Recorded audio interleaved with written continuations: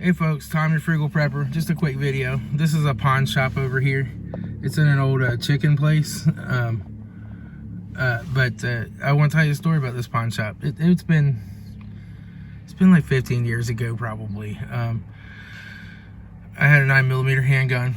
It cost me $575 plus tax. A few months went by and we got hard up for money, and we just basically hit a spot where we could either pay our electric bill and have electricity, or we were going to have formula and diapers for the baby, but not both. And I paid the electric bill and I basically had no money. No, I didn't have $1 to my name right then. I mean, I'd gone through all the spare change, everything. And I drove in that parking lot on fumes, and all I had on me was my gun that I was carrying. And so I unloaded it and took it in there because I knew he bought guns. And the gun store that I normally sold to, the owner was out, and she has to make all the decisions on how much they're going to pay for a gun. So they wouldn't buy it. And there's not really any other gun stores in town at that time that would buy a gun, right? They just sold guns, like at Rural King or, you know, Dunham Sports, but they don't buy used guns. And so I went in there with my gun, and the guy offered me $80 pawn for it, with something like 3 to 5% interest, and you could pay him back in so many days. I don't know. Or he would buy it straight out for $100, and that's all he would come up off of. And I was like, you know, this is a $575 gun. You're gonna sell it for $5.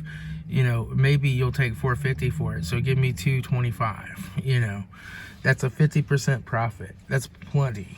You know. And he didn't. And so I sold it for the $100 because I literally had enough gas in my tank to probably drive over here to this gas station at Kroger's and get gas before I ran out, and I didn't have any money to my name. And so I did it. But now every time I drive by that place, I decided that I hate that place. I hate that guy. I hate his store. I hate what it stands for. I hate the way he rips people off for no reason. And I will not support him in any way whatsoever. And now I have money. I make good money. I save money. And I could probably go in there and buy a lot of stuff. But I'm never going back in that store. Never. Ever as long as I live will I go back in that store and support that guy who rips people off for a living. He is helping the rich get richer and the poor get poorer. And you know, he could at least give like 50% of what he's going to sell it for. And I think that that's fair. But no, I don't frequent pawn shops because they're part of that. And I don't think that that's a good thing. I think that even poor people need to learn that, you know, the truth was when I bought that gun, I probably couldn't have afforded it. I could afford it at the time, but I wasn't counting on a customer's check not showing up in time, right? And I should have had more money put back in savings. And I've learned that lesson in life now. But pawn shops just aren't a place that I'm willing to frequent. I'm just not willing to profit off of someone else's bad luck. And that's just how I see it. So anyway, I'm getting ready to run into Kroger's and get a couple groceries here on this Sunday morning, and then I gotta shave and go back to work tomorrow. I need to go get a haircut. All right, I'll talk to y'all later. This is Tom, your Frugal Prepper. Hey folks, it's Tom, your Frugal Prepper, down here in the basement at the other side of my reloading bench today. But I got some ammunition at the Rural King, and the Rural King seems to be the place to get the ammo around here right now. So I got these 40 round boxes of Toll ammo, which I'm trying to stock up on this while the stocking up's good. And it's got a couple years before their import license expires, but Bitey Man said not to renew any of Russia's import licenses on ammunition. So this happened a while back with the Norinco 7.62x39 coming from China. Happened back in the 90s. They canceled that coming in. And so, who knows? I mean, the next president could just reverse that import ban and tell them to renew those licenses again, but probably not. And they said they did it because they're trying to punish Russia or whatever. I don't know, but this stuff is made in Russia. I'm pretty sure. Yeah, made in Russia. It says right here on the box. So you're not going to be able to buy any of this cheaper ammunition after a while. As all of the, the Red Army standards, the Toll Ammo, the Wolf, they used to have this stuff called Great Bear or Brown Bear or Silver Bear or something like that too.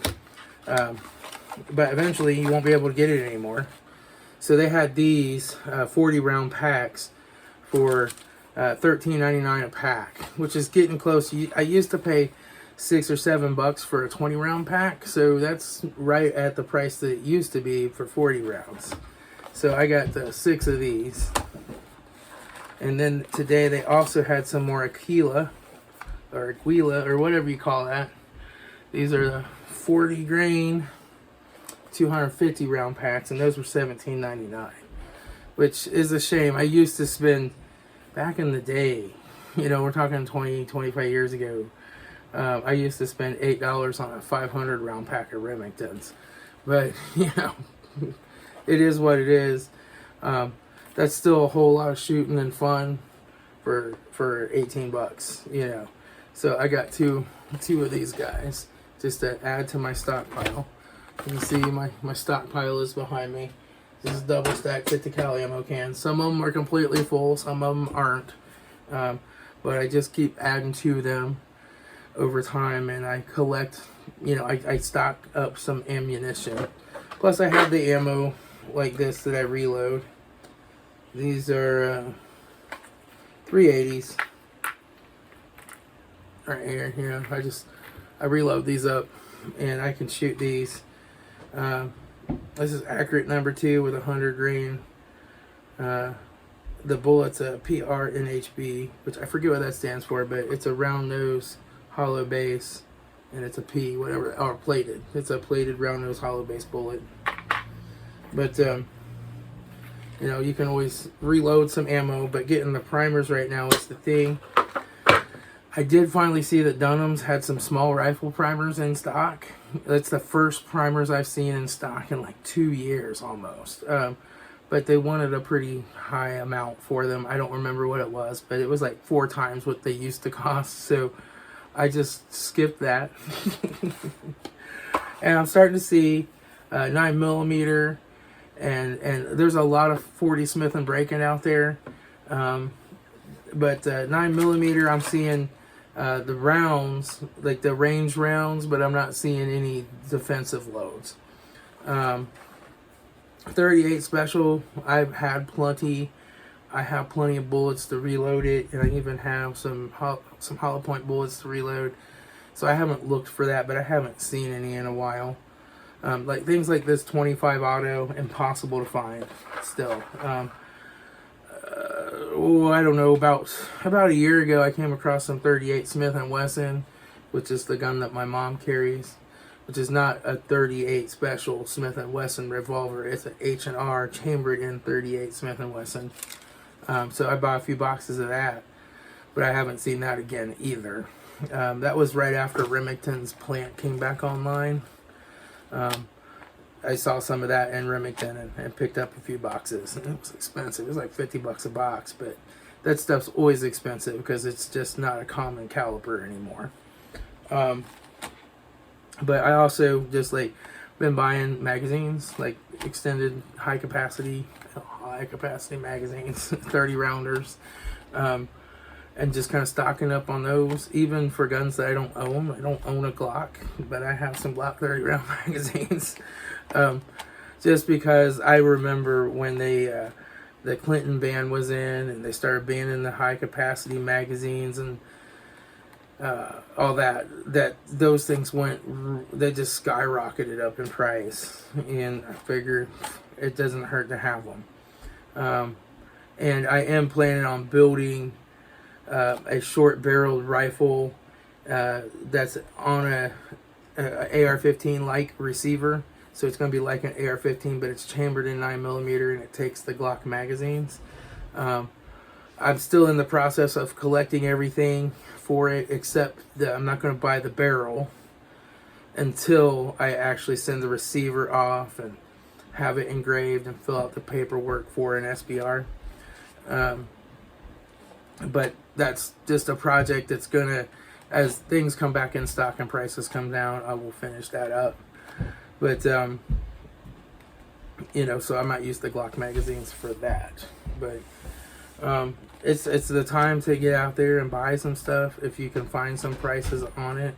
As soon as they start talking banning guns or anything again, and it looks like it might happen, there, of course, you know, everybody's going to sell out of guns and sell out of ammunition again.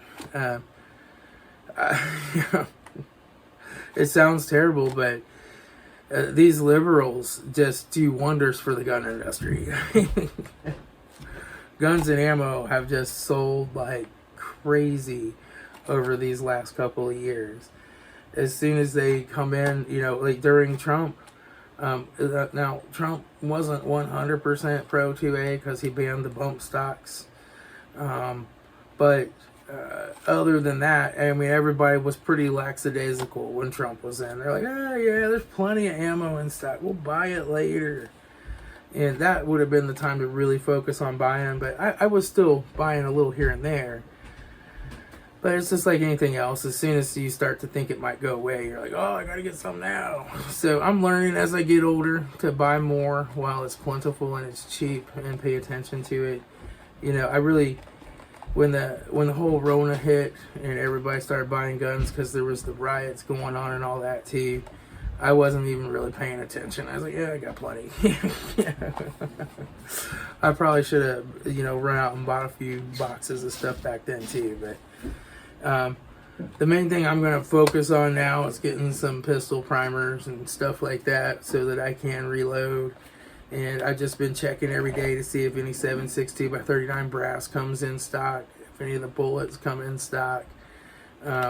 Even Everglades ammo, they have some 38, some 9mm, some 380 bullets, but they just don't have anything that's uncommon really.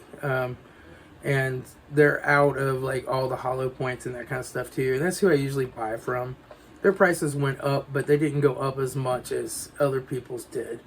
I did buy a 12 gauge and a 16 gauge shot shell reloader with my Christmas gifts and cards and money.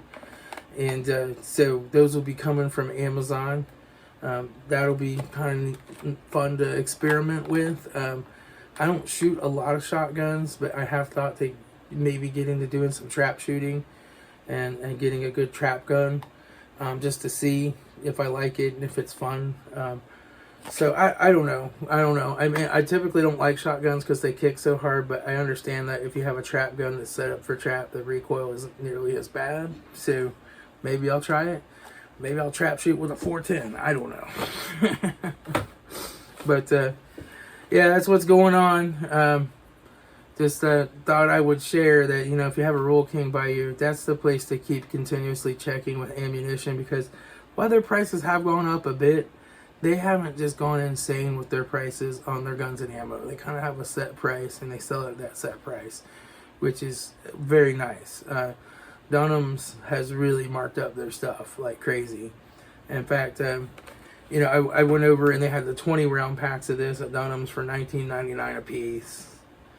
While they had them at the Rural King next door to our Dunham's, the Rural King next door had them for $13.99 a piece. But then they had these today for $13.99 for the 40 rounders. So that's even better.